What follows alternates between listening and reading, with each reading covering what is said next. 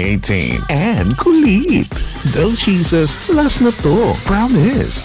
This time in Toronto. Primetime Events Group in cooperation with TFC presents Ann Curtis for another round.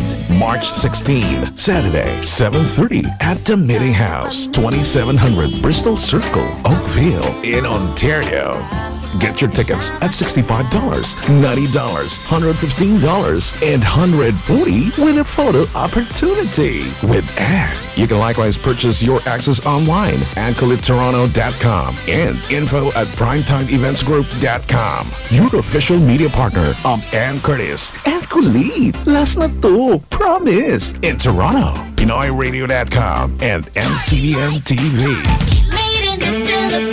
We would like to express that the opinions, views, comments, and suggestions of the host in this program are purely their own and do not reflect those of Pinoy Radio. In this digital age, we manage to deliver, evolve, adapt. That's why we continue to grow. This is Pinoy Radio, and we cover all platforms available online. That's why we're taking large and rapid steps for our fellow Filipinos here in Canada and around the world.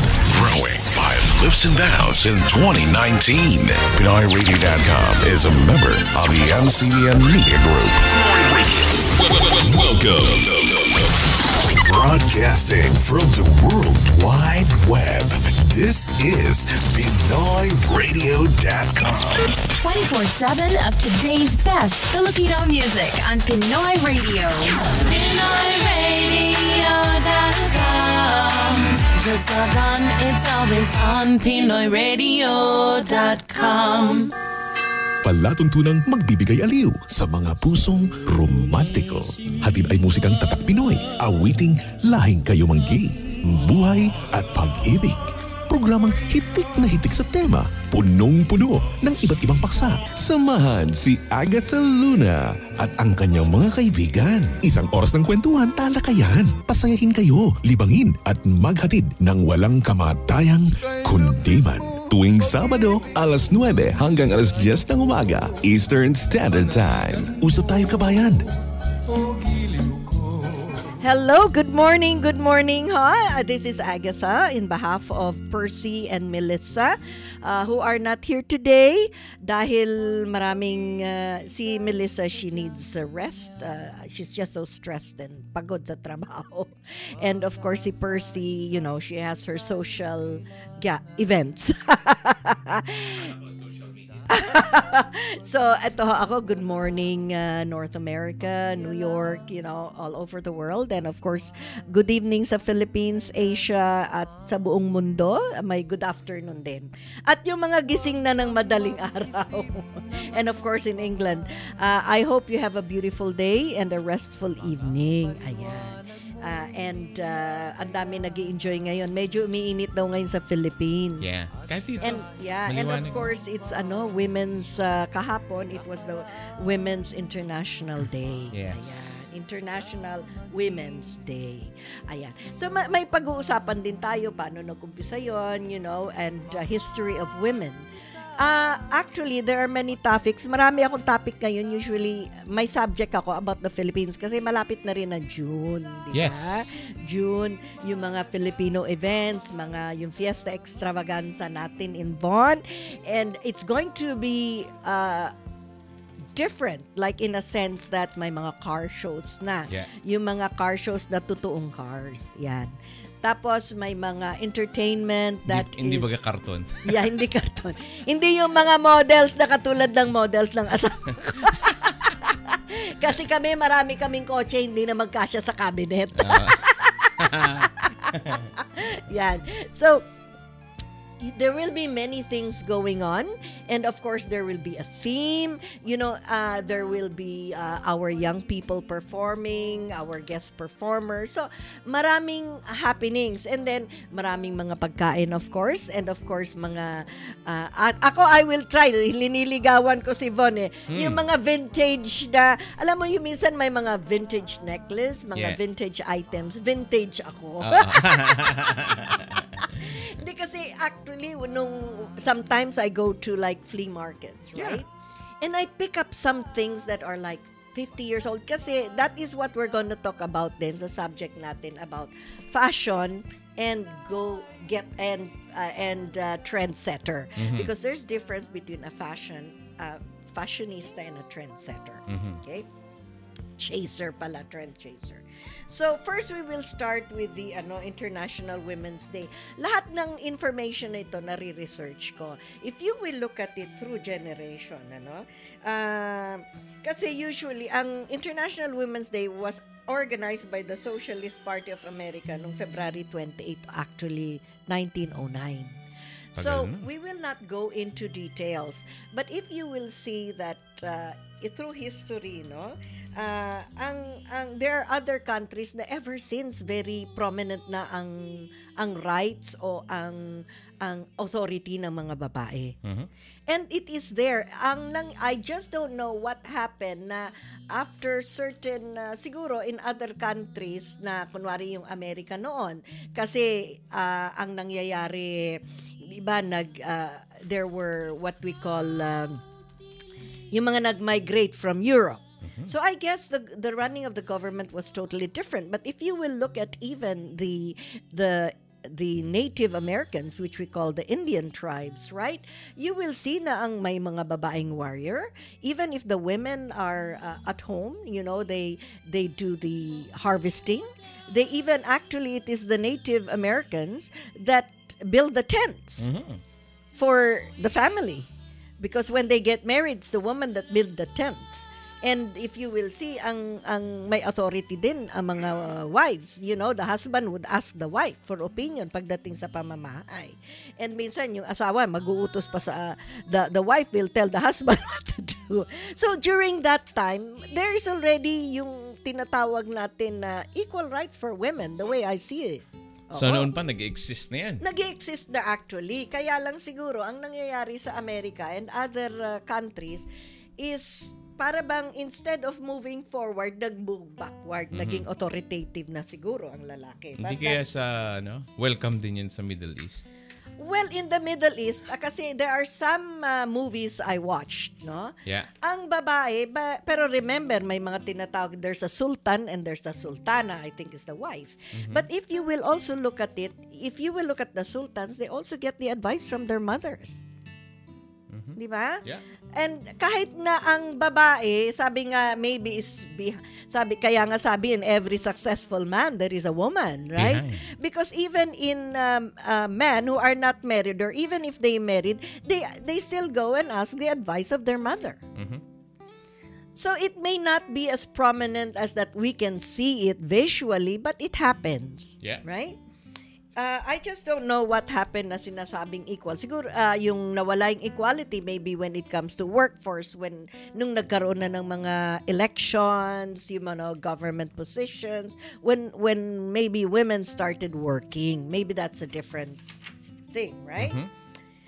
So today, International Women's Day, it's a public holiday in some countries, not all of the countries. So some places this is a day of protest, in others it's a celebration. Why in other countries it's a day of protest? Kasi they still want equal rights. Maybe like some parts of the Middle East, right? Now, they call it Women's National Day. So this, as they said, it was held on February 28, 1909 in New York. And then in August 1910, an International Socialist Women's Conference was organized to precede the general meeting of the Socialist Second International in Copenhagen, Denmark. So this was all inspired by American socialists. And then around the world, actually the day is an official holiday even in Afghanistan, Angola, Armenia, Azerbaijan, Belarus, Burkina Faso, Cambodia, China. China for women only. Syempre, women naman talaga. It doesn't make sense na pati for men. Yeah. So, it happens now in some countries such as Cameroon, Croatia, Romania, Bosnia, and Chile and others. It's a public holiday. It's widely observed. Okay? So, that is what we know about women's. And of course, we would like to acknowledge, and if you say everybody has their has a mentor that they look up to. And that mentor would be either their mother, their teacher, their sisters, or maybe a high figure in the community, or even maybe a beauty queen, right? Because they see that women are already empowered. But the way I look at it, it is up to ourselves to encourage ourselves and to empower us. Because, even if somebody tries to help you, if you don't want to be helped, it's useless. Okay? Now, women in the Philippines, okay, punta na tayo sa Pilipinas, sa mga nakikinig sa Pilipinas, nakikita naman natin na ang siguro nagkakatalo na lang tayo pagdating sa sweldo. Yes. Pag nagtatrabaho, yun lang ang kailangan hanapin. Maybe, wag kayong maano sa akin, ito lang ang observation ko. Maybe ang nakakahindrance lang, which is unfair din naman sa amin, is kasi pag ang babae nag-asawa na buntis, yun ang downfall siguro. But I don't consider it a downfall because, we it's a gift. Yeah. We produce. And imagine to carry a baby for 9 months, gosh, it's not easy. Mayroon ngang mga lalaki na experiment nila, yung parang pag nagle-labor ang babae, hindi nila kaya. Then they realize how it is. Yung simulation, yung pain simulation na dinadala ng babae. So, even the role of women in the Philippines, yung pinag-uusapan natin dito, pre-Hispanic time. Right? Hindi ba nung pre-Hispanic time, mayroon ding princess, mga dato, na yung hindi, it's not called dato, pero it's yung mga babae, yung sabi nga, the role of women in the Philippines, which kababaihan sa Pilipinas, is explained based on the context of Filipino culture. Okay? Sa kultura ho natin ito, standards and mindsets. The Philippines is described to be a nation of strong women who directly and indirectly run the family unit, business, government agencies, and haciendas. Ayan. Ito yung sinasabi nito, ito ngayon. And even in the past, ang pinag-uusapan, hindi panahon siguro ng Kastila, but even in the panahon ng Kastila, mayroong ilang babae lang. Dahil siyempre, sinusuppress yung kababaihan noon eh. Yes. Now, although they generally define themselves in the milieu of male-dominated post-colonial society, Filipino women live in a culture that is focused on the community, with the family as the main unit of society, but not always this is a stereotype. Totoo yan. Kasi pre-Hispanic, ang mga babae, kami ang head ng family. Pag ang babae sumigaw sa bahay, hindi na makimik si tatay. Sabi nga ang nanay ang general sa bahay. Bossing. Bossing yan, bossing. She's the law. Yes. Sabi nga it is in this framework of Philippine structure, class differences, religious justifications, and living in a globally developing nation wherein Filipino women are respected well by men. Compared to the parts of Southeast Asia, women in Philippine society have always enjoyed a greater share of equality. Yan. Kaya tayo mga Pilipino dapat maging proud tayo. Because sa totoo lang, hindi naman tayo, it is tayo mismo ang nagbababa sa sarili natin eh. So, pero sabi nga ang nanay ang ilaw ng tahanan at general. Yeah. Case to case basis. Siyempre, we have to cooperate. Ngayon equal na, pati lalaki tumutulong na rin. 'Di ba? So, ito sa history, no? Sabi nga yung Philippine gave equal importance to maternal and paternal lineage. Yan, lineage. This bilateral kinship system accord Philippine women enormous power within a clan. Ayan. Yan ang maganda kasi, alam mo, pag ang tinuturo sa atin hanggang Spanish era lang, yung colonialism ng Spain, hindi na natin alam yung rights natin. Parang ang pinapalabas na tayo mga babae, hanggang bahay, tagaluto, domesticated. Pero, lampasan natin yon. Yung bago dumating ang Kastila, ano talaga ang role ng babae. Yeah. Kaya tayo mga Pilipinang babae, wag natin ilagay sa isip natin na tayo hanggang bahay lang. Or even if we are working, kasi ang babae mas multitasking yan eh. Tingnan mo, kung wala kang katulong, nagtrabaho ka, pagdating mo sa trabaho, naglilinis ka ng bahay, nag-aalaga ka ng bata, lahat-lahat na yon. So, we have more burden compared to men. Pero ngayon, nag-share na ang mga lalaki. Yes. Okay? To make it fair naman sa inyo. Para naman hindi namin sabihin na sinolo. So, in the pre-colonial era, so yung pre-colonial is before dumating ang Kastila, Philippines, therefore, are numerous women entitled as hara and dayang. So, yan, the female presence in the noble caste are prominent in the kinship system in Philippine society. There are the examples of noble queens in Philippine history. Ayan. Dayang Buka, that was in the 1900s. She was married to Sinapati Jaya Dewa, who was the Raha of Tondo as a bargain to clear the debt. Kataad 8 Suwarnas of her parents, Namwaran and Dayang Angkatan. Ayan. So, yan, Dayang Buka is a female. Isipin mo, ha? Tapos, si Hara Udyaha, a queen of Urduha, is a legendary warrior princess who is recognized as a heroine in Pangasinan. So, warrior pala to. Amazona. Parang Jigos silang. Yeah. Tama ah? Hindi. Mas to. Amazona to. Diego silang is the during the Spanish. Hindi Diego. Yung babae yung... Gabriela. Yun, Doon doon tayo. pala Pupunta kinuha yung tayo pangalan. doon mamaya. Okay. So, kung makikita mo, may mga Amazona din na babae. So, hindi lang, kung titingnan natin, International Women's Day, of course, there's a day of protest because yung modern times ngayon, there are still women being oppressed in other parts of the world. Yes, especially the Middle East. Kaya kailangan sa Pilipinas, ang mga babae, maging Amazona na rin kayo. Mag-aral na kayo ng self-defense. Ganun ba yun? Hindi yung beauty ka na, marunong ka pa mag-self-defense, mag-bodybuilding na, wag naman yung para kang lalaking bodybuilding. Para you can defend yourself. And we as parents, especially sa panahon ngayon, you have to teach your children how to defend themselves. Yes. Right? Kasi marami things are going on. Especially now. It changes. Safety is the prime concern. Yeah. Kasi ako, hindi naman ako black belter or whatever.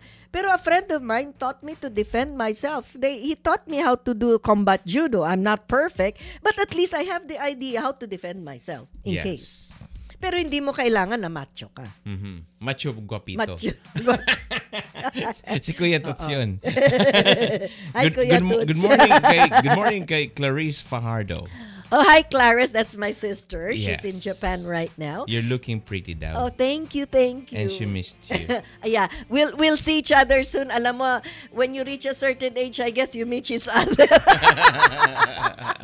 Kaya I am actually sa bahay ngayon. Gosh, my brain is loaded with so many things. I'm multitasking. We're packing. We're sending some things to the Philippines. And I'm thankful my sister Clarice gave me a room in her home to put all my stuff. Storage, yeah. So, say hello to, what's it now? Suzuki, yung husband niya. And Nathan Tiksay is also watching. Oh, thank you, Nathan. King Chicharon. Yes, ayan. Abangan Thank you. Have a good day. Let there be love, peace, and joy to all.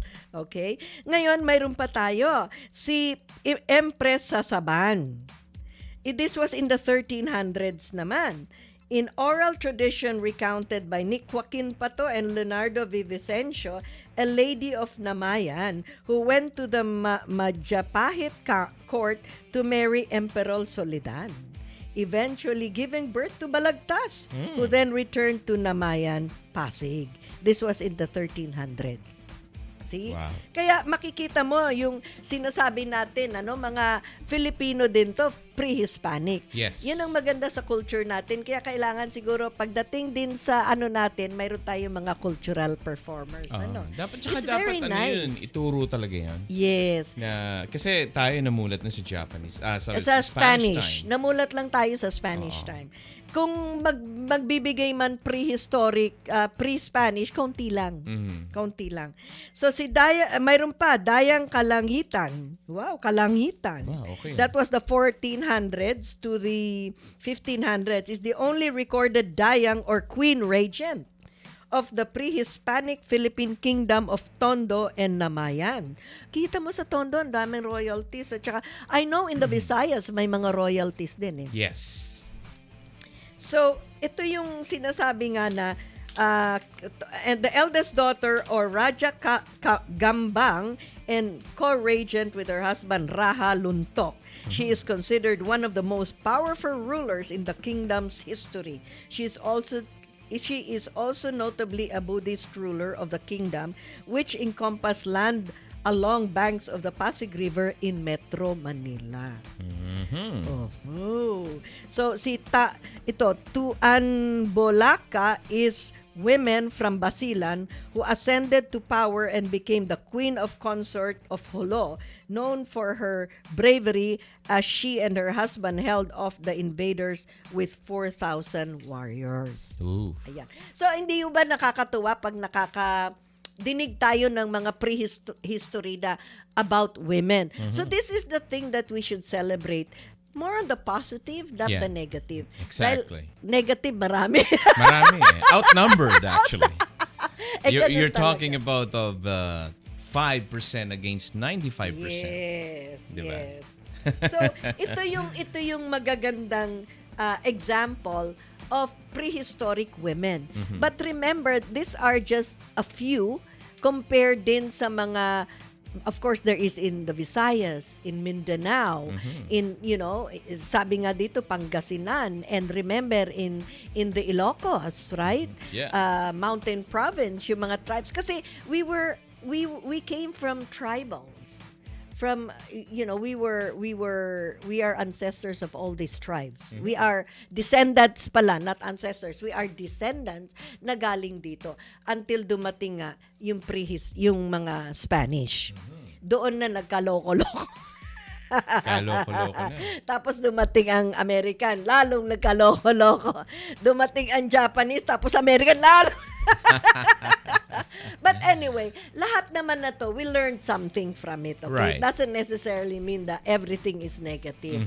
But there are negative things we learn, and ilang beses ko na sinabi yung daddy ko talaga. At may damage din na nangyari. Sabi nga tignan mo ang Japan, napaka nila, disiplinado, di ba?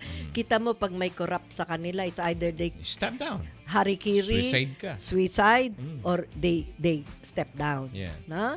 Sa Philippines, hindi, tatakbo ka pa. Kakalabas lang, tatakbo agad. Hindi lang, nakakulong nga, tatakbo pa. Pag na-convict o nakasuhan, naka-wheelchair na. O, diba? Saan ka pa? Oo nga Ay, nako. Yeah, only in the Philippines. Yeah. Tama yung slogan ng DOT natin. Yeah. Kaya nga minsan, dinadaan na lang tatawa because sometimes what else can you do, diba? Yeah. Baka ma-libel tayo.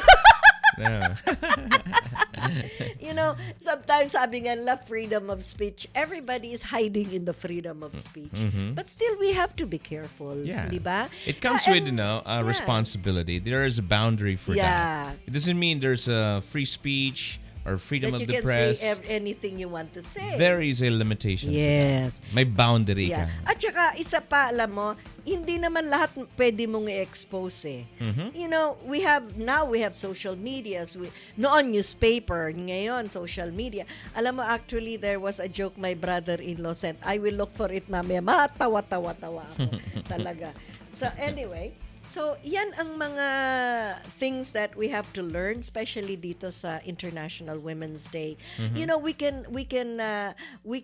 how would you go into Google, find out about the Philippines, especially pre-Hispanic time, so that we will know and we will learn to appreciate yung ibang cultures na hindi natin nadanasan itong sa panahon na ito. Yeah. Na saan nakuha natin that if you will look at it, actually, ang culture natin is mixed sa Asia eh. Oh. It's mixed with the Middle East. If you will look at it, lahat ng country, kami ni Omar, minsan nanonood kami we watch international movies. Netflix and will give you a lot of insights. Yeah. And we notice that in all these strong men and even women, you will see that ang respeto nila sa magulang nila noon is totally different from now. Right. Minsan nga kasi yung mga tribes noon, kung sino yung pinakamatanda. Yeah. Minsan nga kahit na mali ang nanay nila, nagagalit sila. Pinagsasabihan nila pero hindi nila minumura. Kahit na mali ang nanay, pag sila ang tinakwil at sila ni square, maiyak-iyak sila. Ngayon, hindi. Iba na. Nagbago na daw yung panahon eh. Yes, I understand. I know that. But if you will look at it, yung pag may ginawang mga mali noon ng magulang, naano rin naman nila, napipigil nila. Yeah. Pero in a different way. I don't know how. I don't know, it's very, very different ngayon. Pero kung titignan mo yung culture noon at saka ngayon, for me, what is the difference? Is it because of the technology? Pero ang galang at saka hindi, pero ang galang at saka yung respect mo sa parents mo, I don't think that changes. Well, sa atin, sa generation natin, talagang matindi yung pagdisiplina noon. And doon na-develop yung respect. Ngayon, you're surrounded with so many information. Wala nang filter na tinatawag. At saka wala nang censorship. Nakikita na nila kung ano yung mga, you know. Kasi ngayon, may mga psychiatrists, may mga psychologists, may mga libro na sometimes yung tao hindi na niya alam kung ano yung sarili niya. Kaya pag graduate minsan ng bata, I have to look for myself. Sabi, what? Why? Are you lost? I have to find myself. Kaya nagbago na daw ang panahon. Okay. Are you lost? Marami ng influencers na tinatawag, di ba? Kung anong sabihin nito, gagayahin nito, alam ng mali. Yes. Yeah. So, what we'll do, maghahanap buhay muna tayo. Yes. And itutuloy natin. All right. Ang palatuntunang kulay ng buhay at pag-ibig ay muling magbabalik makalipas lamang ng ilang pagwinta. Eternal love has no boundaries. It's priceless, just like a heart of gold. Greater Toronto area's finest name in goldsmith handcrafted jewelry is Heart of Gold. Since 1998, we specialize in fine jewelry such as wedding bands, engagement rings, diamonds and precious stones, necklaces, pendants, and many more. Call Heart of Gold at 416-440-1349 for a personalized and exclusive design for wedding and engagement rings. Heart of Gold, goldsmith handcrafted jewelry located at 508 Millwood Road in Toronto. Send your emails at heartofgold1998@yahoo.com. Always remember, no beauty shines brighter than a heart of gold. The King has arrived. The fried pork rinds of the Philippines. A true test of Kapampangan Chicharon is here. Murat malasa, malaki na, may laman pa. King Chicharon, a taste of Pampanga. Tara, antayin ka namin at lasapin ang sarap ng pamosong Pinoy Pulutan. Pork belly skin, only at King Chicharon at 3454 Batter Street, North York, Ontario. Para sa karagdagang detalye, tawag na sa 416-735-4286. King Chicharon. It's craving time. CravePizza.com. Pizza treat or pizza break. Hey, what delights you? Your call, your order. 416-244-2223. We accept MasterCard and Visa as well. So, what delights you today? 416-244-2223. Or order online. Pizza lovers, it's time. At Crave Pizza, it's time. At Crave Pizza, halal food choices are also being offered. Welcome to Dr. V. Santiago and Associates Family Dentistry. Complete dental care, general and specialty dentistry with trusted team of doctors, surgeon, periodontists, and dental hygienists. Now with 2 locations to serve you in the Greater Toronto area. Main branch at Toronto office, Rosedale Medical Clinic, 600 Sherbourne Street, Suite 307, Toronto. And its new office and clinic at Mississauga Marketplace Plaza, 4555 Herentaria Street, Unit C11. To learn more about Dr. Santiago and the Family Dentistry Canada, visit them online with their new website, thefamilydentistry.ca. For a TLC way of treatment, call 416-967-9272 or 905-272-3455. Dr. V. Santiago and Associates Family Dentistry. Winter action? Here at Action Honda, we conquer winter. Meet our 2019 LX, the versatile CRV, the well-equipped Accord, the refreshed Civic. Usap tayo kabayan, dahil kay Paeng Nebres, handa kayong pakinggan. Pasyal ka lamang sa aming tanggapan, 43 Kingston Road at Lawrence Avenue East. Look for Paeng Nebres, 416-281-1234. As always, 0 down payment, 0 security deposit, or 90 days, no payment. Action never stops at Honda. Action Honda. Gaano kabilis magpadala ng pera sa inyong kasalukuyang Money Remittance Center?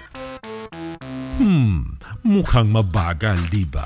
Gaano kabilis magpadala ng pera via iRemit? Ayun! Sing bilis ng kidlat. Matatanggap na ng inyong pamilya ang perang inyong pinaghirapan. iRemit Global Remittance, the largest non-bank Filipino-owned remittance company, is committed to serving Filipinos everywhere. As in, kahit saan ka dito sa mundo. iRemit ensures fast, as in mabilis, and reliable delivery, as in tunay na mapagkakatiwalaan natin. Log in to www.myiRemit.com for details. Sa iRemit, may ngiti sa bawat padala. Muli nating balikan si Agatha sa Pinoy Radio para sa pagpapatuloy ng kulay ng buhay at pag-ibig. Ito ang kulay ng buhay at pag-ibig. Okay, we're back. Ayan na ho. Of course, I would like to say birthday greetings sa lahat ng celebrant itong linggon to at saka yung mid next week, no? Kasi alanganin tayo. And then I would like to say happy birthday to my niece, si Penelope Sampana. She lives in Bulacan. And of course, Vien's birthday is coming up too. Happy birthday. Happy birthday. And of course, sabi ko nga yung mga anniversary, if I'm not mistaken, oh my gosh, yeah, my brother-in-law, Olga and Oscar, that's Omar's eldest brother, happy anniversary. And yung brother-in-law ko sa New Jersey ngayon, si Junie, and of course, Belsi, they're adjusting kasi na sila, nakuha na nila yung green card nila. Nice. You see, it took them, I think, if I'm not mistaken, around 30 years bago nila na from the Philippines. Sa so US? these are legal. US? They are legal. Yeah. Ganun ang wait time legal. sa kanila. Pero there are issues about illegals, and then they don't spend so much in everything. They want everything free, and parang right pa nila yon. So, don't bash me, but that's the mere fact. Because there are many who are waiting for their citizenship when they applied as landed immigrants in the US, even in Canada, and they spend money. They go through all the legal procedure. Yeah. And they make it. So totoo naman ang sinasabi, sometimes it's unfair. I'm not saying that we sympathize with those who are in need too, and but it's very difficult. Sometimes you don't know where to. You're in between. It's either the long way or the short the highway. way. The long way or the highway. So, okay, so we will go back sa itong celebrate. Now, alam mo, we also have heroes, women heroes, nung time nung Spanish time, yung mga revolution. Pero yung one of the 5 Filipino heroines who they changed Philippine history. But remember, even pre-Hispanic, may mga mahuhusay na mga Amazona, mga women warriors. And being a warrior doesn't mean yung physical lang. Yeah. it also means yung mentally, the things you do, your obligations. It's how you project yourself, right? And of course, ngayon, if you will look at it, there are beauty pageants, and even in the beauty pageants, it's brain and beauty na. Hindi na puro beauty na lang. Yes. And if you will look at these pageant winners, they're educated. And I hope the education doesn't stop in the universities, but not only that, yung manners, yung culture, yung paano tayo pinalaki, di ba? Now, the 5 Filipino heroines that changed is number 1 this is during the 1731 to 1763 is Gabriela Silang. Yan. Okay? Gabriela Silang is perhaps totoo yun, the most well-known among all Filipino heroines, but she is almost always mentioned in tandem with her husband, Diego. Yung pala, si Diego Silang is her second husband. Okay. Yeah. Hindi first? Hindi. Kasi Bakit? yung first husband, namatay yung first husband niya. Nabalo. And she... many forgot that she had her own fair share of heroic acts as the first Filipina to lead an uprising against a foreign power. Lumaban siya physically din hindi lang in writing or what, right? Silang was a fearless Ilocana warrior who assumed her husband's role as commander of rebel troops after his assassination in 1763. She rallied fighting forces including native Itneg people to carry on the war against Spain in their home province of Ilocos, launching guerrilla attacks against Spanish garrison, attacks that caused Spanish soldiers to fear her name. Wow, nakakilabot, Isn't that exciting, right? And her final battle at the liberation of Vigan. Siya pala. She led over 2,000 men, to go against an army of over 6,000 Spanish soldiers backed by powerful artillery. The battle proved unsuccessful for the general, so she had 80 remaining troops retreated to unexplored regions of Abra, where they eventually capture na sila doon. So the Spanish made her witness the public execution of her men before publicly hanging the general herself in September. So, ganun sila katakot kay Gabriela. That they had to execute her talaga. So, kaya, sabi nga yung trivia nito, Gabriela Silang was widowed twice in her lifetime. At age 20, she was forced to marry a wealthy old man who passed away after 3 years. It was after his death that she met Diego Silang, who was a mail carrier at that time. So 3 times pala. Ay, hindi, twice nga. No, widowed twice before she married Diego. Yan. Wow, long story. Yeah. So, byudahin pala siya. Yeah.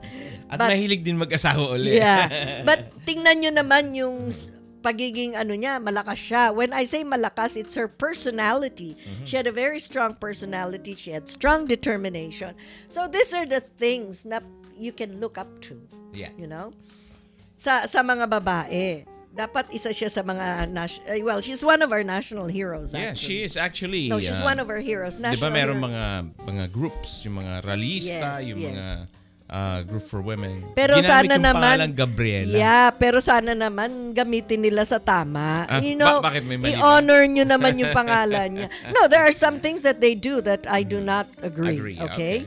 Kasi hindi naman lahat, sabi nga, even tayo, hindi lahat ng opinion natin may mag-a-agree. Of course. But, there are things they do that is okay, and there are things they do that I don't really see yung work nila. Kasi if you go to, dapat hindi ka biased. Yeah. Dapat hindi biased. Yun lang ang ko. And then we have si Tandan Sora. Yun. That she was naman after Diego Silang, si Tandan Sora. Oo. Sabi sa Quezon City, sabi nga, it's not just a road. Tandang Sora, hindi ba pangalan ng kalye ito? Yeah. Whose real name is Melchora Aquino. Walang relasyon kina Aquino to, Chinek ko, research ko. I hope I'm right. Was fondly called the mother of the revolution.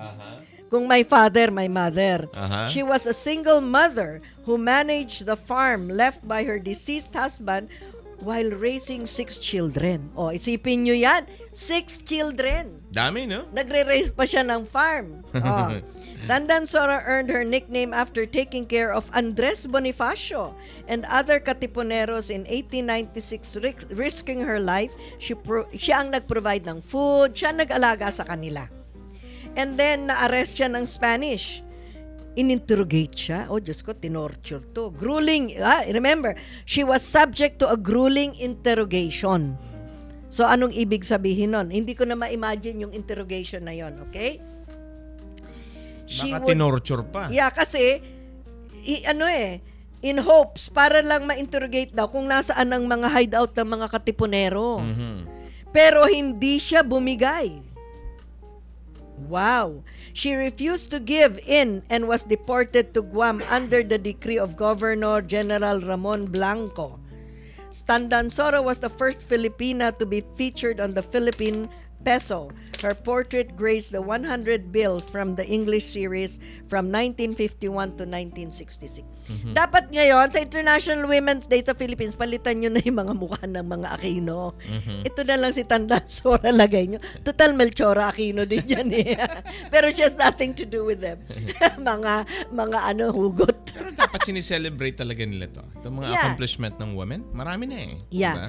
Alam mo, maganda rin yung mga awards na ganyan kasi we're giving awards na mga iba. I think they should give something like that to honor the names of these talagang women during the Spanish era, right? Na they fought for their country. Sana ngayon hindi na binibenta yung country. Wala ako nakikita mga leaders natin ngayon na going to that direction. Wala. Na magiging heroes someday. Yeah. I'm not saying, but hindi kasi ngayon it's more of legacy. Dapat to have a legacy. Yun na lang pinag-uusapan. Alam mo kasi ngayon ang daming temptations, it's money. Mm-hmm. Pera na ngayon. People now, if you will look at it and trend, people now are becoming greedy talaga eh. Mm-hmm. Ang generation yata why kaya? In your opinion, ano kaya ang nakikita mo dahilan? You know what? It's already yung siguro yung kasi minsan sa we have ba? Okay, it's not the culture. I think we have church leaders. Mm-hmm. I'm not saying just Catholic or Protestant. We have church leaders that are teaching values, but you know what? Sabi nga wala na yung mga palabra de honor eh. Mm-hmm. Wala na yung mga sabi nga pag nagsalita ka, we try to live by our word. Mm-hmm. And we try to live by the faith we carry. Whatever our faith is, dapat panindigan natin yun. Yeah. Hindi ba kasi kasabihan, wag mong gagawin yung ginagawa ko, gawin mo yung sinasabi ko. Mm-hmm. Mm-hmm.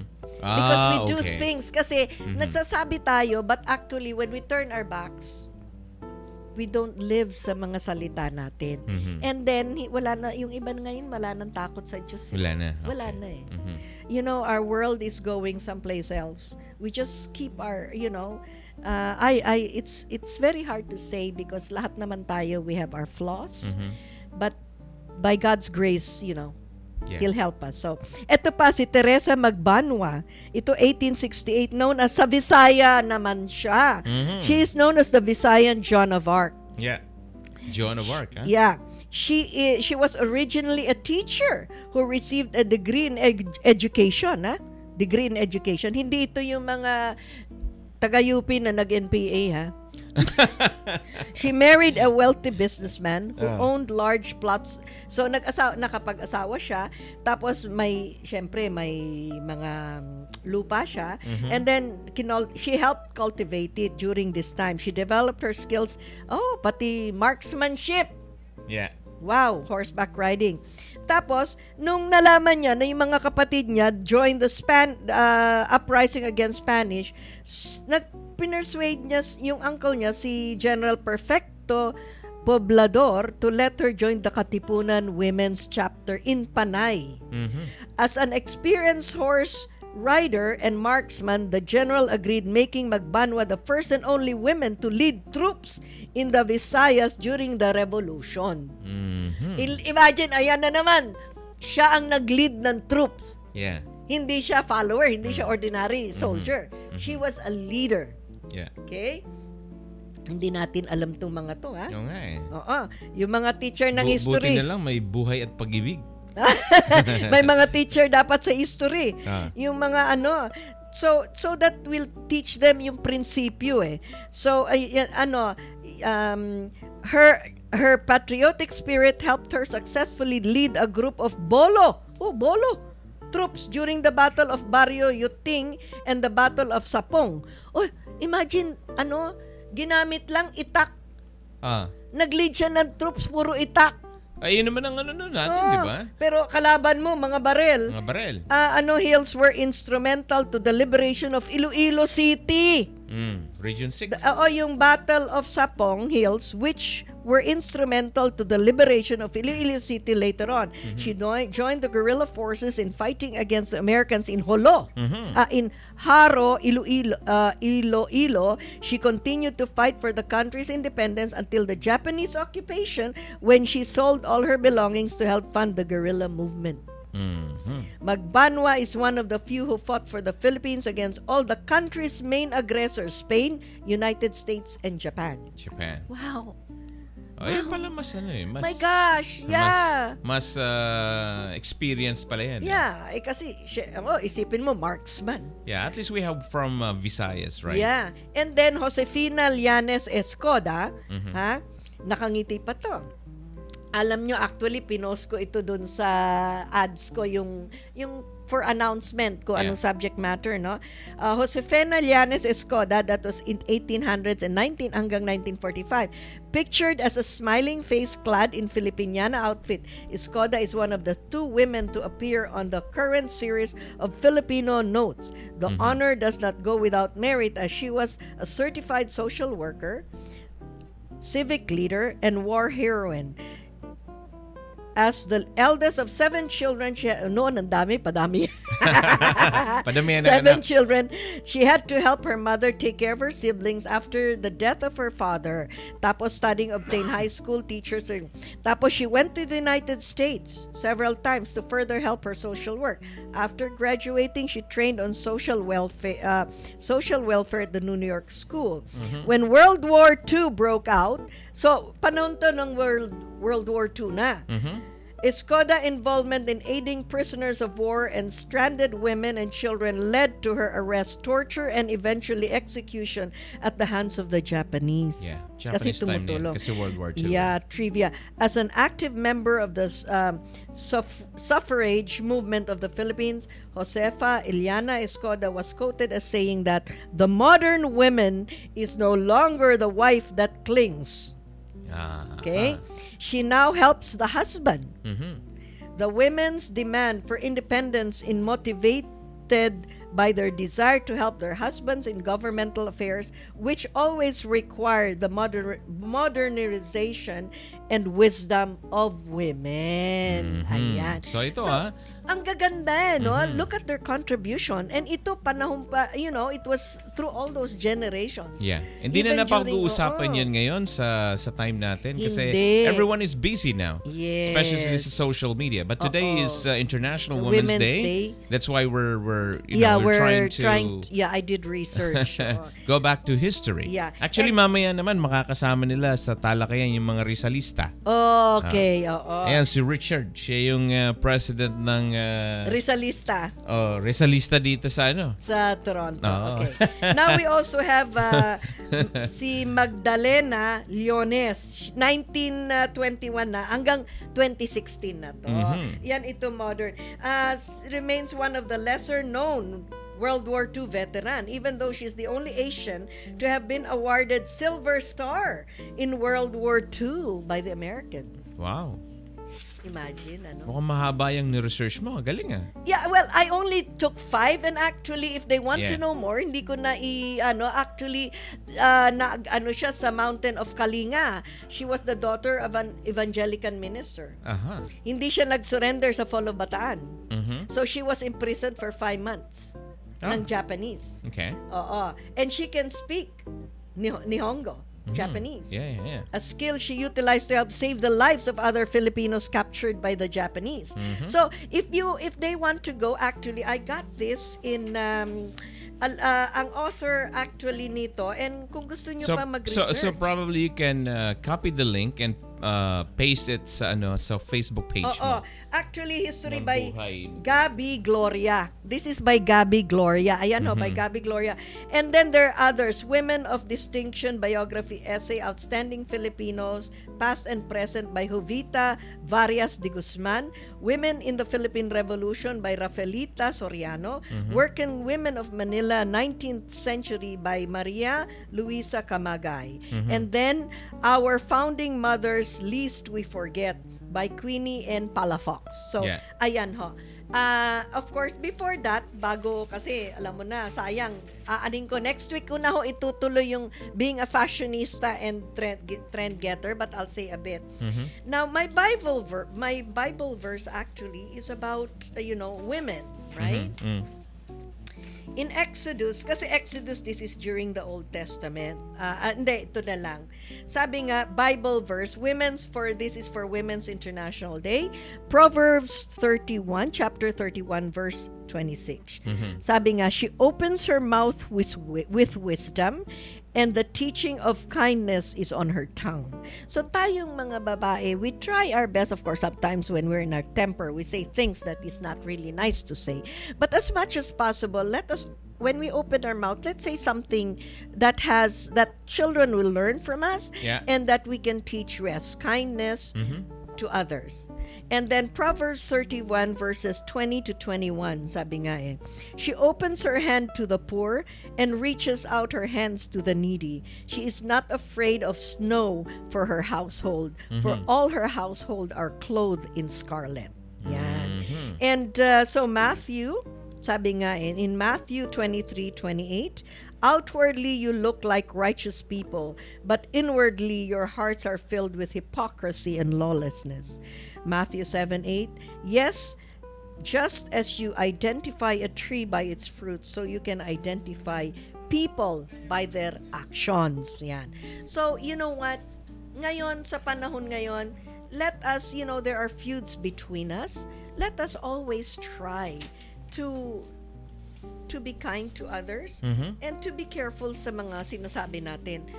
Even me, sometimes when I am upset or anything, sabi nga, as much as possible, we don't say things in anger, because when we say things in anger and it happens to me, sometimes when I say things in anger, we cannot take it back. Exactly. Diba? We cannot take it back. But hindi mo naman masisisi sometimes sa mga tao pag nagsalita, pag galit na galit. There are reasons, but it doesn't justify the ends, right? Yes. I say that, but it happens to me too. Okay? Like, hindi naman, baka sabihin, kasi Agatha, pag nagsalita, ganito, ganyan. Pero pag nagalit pala, lahat ng sinabi niya, nakalimutan. Yes, that's true. So, now, I will just say a little piece of this that, I would like to say thank you also sa mga listeners natin. Sila Belle, Ellen, Jokno, thank you very much for supporting my sisters, my brothers, my children. Hindi ko na kayo iisa-isahin kasi sa haba my friends. All of you. Of course, yung mga hindi ko kilala from the Middle East all over the world to United Kingdom, thank you. And of course, to my Pinoy family, Pinoy Radio family and MCBN, thanks to all of you for helping me out in sharing my program, because I cannot do it alone. I only have certain number of friends on Facebook. Hindi ko tuloy. Dadami na yan. Minsan hindi ako makafocus kasi right now, we're in a mess. We're trying to move our stuff, and there are things that I lost, like even today, I thought I couldn't remember what I was wearing last week. Omar says, why don't you look into your program and see what you were wearing last week? So, so to all of you, thank you very much. And I will continue na lang yung the difference between fashionista and next week. Pati yung, how to dress up and things like that. Kasi in dressing up, you don't have to go with the trend. Kasi if you go with the trend, magastos. Especially if you will look for branded names. And so, you look for something to wear na classic. Kasi there are some stuff I have that's classic, and many say, like the one I posted by Barong Tagalog. That Barong Tagalog was 25 years ago. Wow. And 25 years ago, I was like 93 pounds. And 40 years old. Yeah. 43. Yeah. I'm 67. Inamin. No, it's okay. Sabi nga, grow old gracefully with a little tuck in here, tuck in there. And then, kaya lang, nung pinagawa ko kasi barong, I wanted loose. Yeah. So, kasya pa rin hanggang sa akin ngayon. And I take good care of it. Ang importante kasi, especially if your stuff is classic, even if your gowns, madali kang accessorize yan. Okay. And ang maganda sa classic design, hindi nagbabago yan. Ang trend getter is kung anong uso ngayon. Yes. Right?